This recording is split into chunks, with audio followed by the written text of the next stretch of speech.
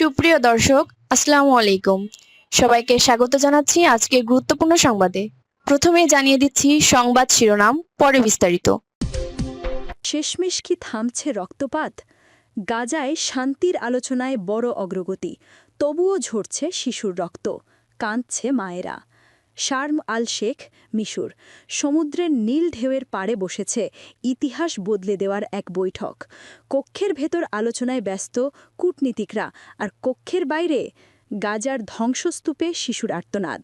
Al Jazeera ও মিশরের রাষ্ট্রীয় television আল কাহেরার বরাতে জানা গেছে, গাজা যুদ্ধবিরতি নিয়ে প্রথম দফার আলোচনা শেষ হয়েছে ইতিবাচক পরিবেশে। শুনে হয়তো একটু স্বস্তি আসে, কিন্তু গাজার আকাশ তখনও লাল। রাতের আকাশে একের পর এক আগুনের গোলা, ভূপৃষ্ঠে ধসে পড়ছে মানুষের স্বপ্ন, ভালোবাসা, সন্তান। বিশ্বজুড়ে আজ একটাই প্রশ্ন, এই আলোচনায় কি থামাবে রক্তপাত? এই আলোচনায় কি থামাবে মায়ের সামনে সন্তানের নিথর দেহ ঝরার যন্ত্রণা? এই খবর হয়তো গাজার জন্য আসার আলো, কিন্তু এখনও যুদ্ধ থামেনি, এখনও শিশুরা মরছে, এখনও ফিলিস্তিনের মাটিতে রক্ত ঝরছে। যদি আপনি সত্যিই ফিলিস্তিনের পাশে থাকেন, যদি আপনার বুকেও গাজার শিশুদের কান্না বাজে, তাহলে এখনই নিচে লিখে দিন, হোল্ড মজিকেই, হোল্ড মজিকেই, হোল্ড মজিকেই, ফিলিস্তিন জিন্দাবাদ। আর সাবস্ক্রাইব করুন আমাদের চ্যানেল, কারণ সত্য খবর, মুসলিম জাতির কণ্ঠ আর ন্যায় বিচারের আওয়াজ আপনি এখানেই পাবেন। যখন অন্যায় চূড়ান্ত হয়, তখন আল্লাহর ন্যায়ের সৈনিক তৈরি করে দেন।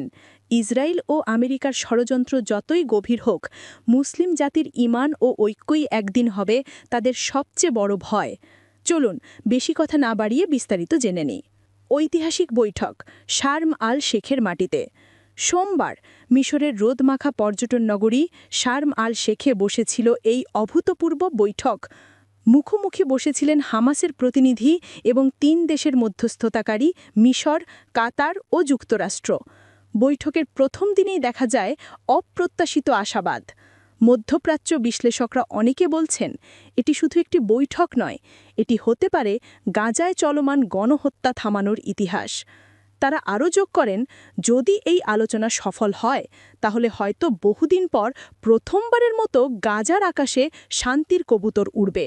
কিন্তু প্রশ্ন রয়ে যায়, শান্তির কবুতর উড়বে নাকি আবারও আগুনের পাখি নেমে আসবে গাজার আকাশে? ইসরায়েলের প্রতিনিধি দলও যোগ দিয়েছে। ঠিক একই দিনে ইসরায়েলের একটি প্রতিনিধি দল পৌঁছায় শার্ম আল শেখে। তারা অংশ নিচ্ছে দ্বিতীয় ধাপের আলোচনায়। যদিও এখনও কোনো চূড়ান্ত চুক্তি বা লিখিত প্রস্তাব প্রকাশ পায়নি, তবু একটিই ভালো খবর, সব পক্ষ আলোচনার ধারাবাহিকতা বজায় রাখতে রাজি হয়েছে। মিশরের এক কূটনীতিক জানিয়েছেন, সবাই বুঝছে এবার যদি আলোচনাটি ব্যর্থ হয়, তাহলে আর কিছুই বাকি থাকবে না। ট্রাম্পের আশাবাদী ঘোষণা। ওভাল অফিসে সাংবাদিকের সঙ্গে কথা বলার সময় মার্কিন প্রেসিডেন্ট ডোনাল্ড ট্রাম্প বলেন, হামাস কিছু গুরুত্বপূর্ণ বিষয়ে সম্মত হয়েছে, আমি বিশ্বাস করি আমরা এবার চুক্তি সম্পন্ন করতে পারব। তিনি আরও যোগ করেন, যদি কিছু শর্ত পূরণ না হয় আমরা করব না, তবে এখন পর্যন্ত আলোচনা খুবই ইতিবাচক, সবাই যেন অবিশ্বাস্যভাবে একসাথে এসেছে। এই মন্তব্য ছড়িয়ে পড়তেই বিশ্বজুড়ে গুঞ্জন, হয়তো সত্যিই গাজার জন্য নতুন এক সূর্যোদয় অপেক্ষা করছে। তবে সূর্য উঠলেও ধোঁয়ার কুয়াশা কি সরবে? বন্দি বিনিময়ই আলোচনার মূল বিষয়। বিবিসি জানাচ্ছে, আলোচনার প্রধান লক্ষ্য হল বন্দি ও জিম্মি বিনিময় চুক্তি। হামাস গাজায় আটক ইসরায়েলি জিম্মিদের মুক্তি দিলে ইসরায়েলও কয়েকশো ফিলিস্তিনি বন্দীকে মুক্তি দিতে পারে। এই উদ্যোগটিকে দেখা হচ্ছে গাজার মানবিক সংকট লাঘবের প্রথম পদক্ষেপ।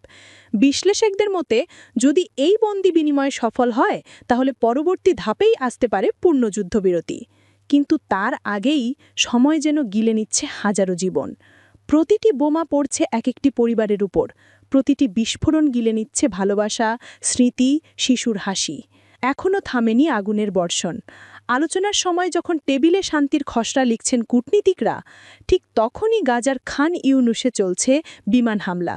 আল জাজিরা সরাসরি প্রতিবেদনে দেখা যায়, একজন মা ছুটছেন ধ্বংসস্তূপের দিকে, চিৎকার করছেন, আমার মেয়ে কোথায়, আমার মেয়ে! তার হাতের কোলে আছে এক টুকরো কাপড়, যা একসময় শিশুর পোশাক ছিল। চোখে আর অশ্রু নেই, আছে শুধু স্তব্ধতা। এই স্তব্ধতা আজ মানবতার অন্তিম নীরবতা হয়ে উঠেছে। বিশ্ববাসীর চোখ এখন গাজায়। বিশ্বের প্রতিটি শান্তিপ্রিয় মানুষ, প্রতিটি মানবাধিকার কর্মী আজ এক প্রশ্নে একত্রিত: কবে থামবে এই যুদ্ধ? ইতিমধ্যে গাজায় নিহতের সংখ্যা লাখ ছাড়িয়েছে। হাসপাতালগুলো ভেঙে পড়েছে, ডাক্তাররা ঘুমঝাড়া কাজ করছে, রক্তের দাগ মুছে নতুন দাগ পড়ছে। আল জাজিরা জানিয়েছে, একটি হাসপাতালের আঙিনায় ৩০টি শিশুর লাশ একসাথে রাখা হয়েছে। কেউ চেনারও সুযোগ পাচ্ছে না কার সন্তান কোনটি। একজন পিতা, যিনি ৩ সন্তানের দেহ একসাথে কবর দিয়েছেন, বললেন, আমি শুধু আল্লাহকে বলেছি, আমাকে এখনই তুলে নাও, ওদের কাছে নিয়ে যাও। এই কথাগুলো কেবল কোনো খবর নয়, এগুলো এক সভ্যতার নীরব আর্তনাদ। বিশ্লেষকের চোখে শেষ সুযোগ। আন্তর্জাতিক সম্পর্ক বিশেষজ্ঞরা সতর্ক করেছেন, যতদিন গাজা অবরুদ্ধ থাকবে ততদিন শান্তি কেবল কাগজে সীমাবদ্ধ থাকবে। গাজার সীমান্ত না খুললে পানি, খাদ্য, চিকিৎসা পৌঁছাবে না, আর পৌঁছাতে না পারলে শিশুরা মরবে দিনের পর দিন। তবু এবার আলোচনায় এক ভিন্ন সুর। হামাসের পক্ষ থেকেও দেখা যাচ্ছে ব্যবহারিক ও নমনীয় মনোভাব, যা ভবিষ্যৎ শান্তি চুক্তির জন্য আশার আলো। গাজার মানুষের কান্না থামবে তো? এক গাজার নারী, যার ৩ সন্তান ধ্বংসস্তূপে মারা গেছে, আল জাজিরাকে বলেছিলেন, আমরা যুদ্ধ চাই না, শুধু চাই একটু বাঁচতে। এই বাক্য আজ হয়ে উঠেছে লক্ষ লক্ষ মানুষের কণ্ঠস্বর। প্রতিটি মুসলমান, প্রতিটি ন্যায়ের মানুষ আজ একই দোয়া করছেন, হে আল্লাহ, গাজায় শান্তি দান করো। শেষ কথা, ভাই ও বোনেরা, গাজার জন্য এই খবর একটুখানি আশার আলো হতে পারে, কিন্তু বাস্তবতা কঠিন। এখনও থামেনি আগুন, এখনও শিশুরা মরছে, এখনও ফিলিস্তিনের মাটিতে রক্তে ঝরছে। তবুও আশার শেষ নেই। শারমাল শেখের এই বৈঠক হয়তো মানবতার নতুন অধ্যায় শুরু করতে পারে, যদি আমরা সবাই এক কণ্ঠে বলি, যুদ্ধ নয়, শান্তি চাই। মানবিক কল টু অ্যাকশন। আপনি কি করতে পারেন? ১. সচেতনতা ছড়ান। সামাজিক মাধ্যমে যুদ্ধবিরতির আহ্বান জানান। ভুয়া খবর নয়, সত্য তথ্য শেয়ার করুন। ২. সাহায্যের হাত বাড়ান। ইউনিসেফ, রেড ক্রস বা ইউএনের মতো নির্ভরযোগ্য সংস্থার গাজা ত্রাণ তহবিলে দান করতে পারেন। ৩. প্রার্থনায় রাখুন ফিলিস্তিনকে। ধর্ম, জাতি, ভাষা নয়, মানবতার জন্য দোয়া করুন। ৪. #প্রে ফর গাজা হ্যাশট্যাগে আপনার কণ্ঠ তুলুন। অনলাইনে নীরব প্রতিবাদও প্রভাব ফেলে।